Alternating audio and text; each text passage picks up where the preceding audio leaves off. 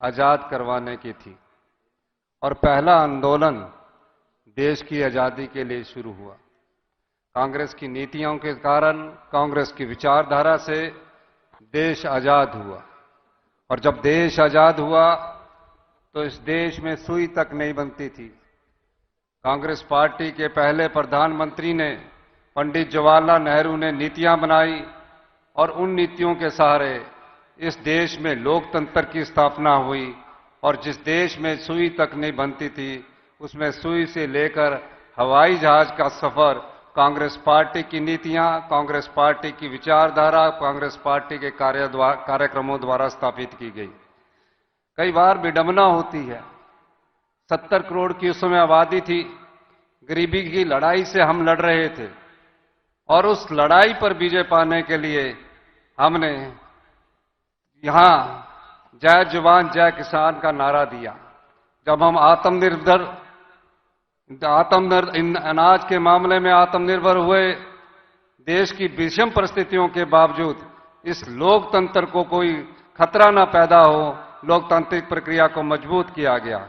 कई बार देखने में आता है कि राष्ट्रभक्ति और देशभक्ति की नई विचारधारा को गढ़ा जा रहा है। कांग्रेस पार्टी ही एक ऐसी पार्टी है जिसकी विचारधारा ने दो प्रधानमंत्री खोए। श्रीमती इंदिरा गांधी ने अपने सीने में 36 गोलियां सही और जब वो दरवाजे की चौखट से बाहर निकली, उनके मुंह से सिर्फ एक शब्द निकला, जय हिंद।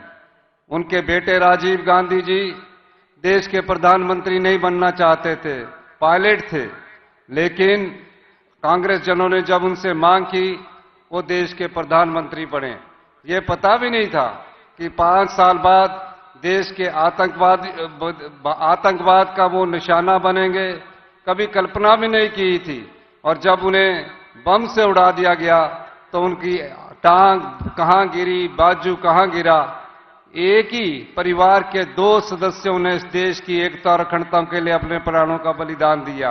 ऐसा उदाहरण विश्व में कहीं और नहीं मिलता। अगर कांग्रेस पार्टी के इतिहास को परखा जाए तो कांग्रेस पार्टी का इतिहास बलिदानों से भरा पड़ा है, त्याग से भरा पड़ा है।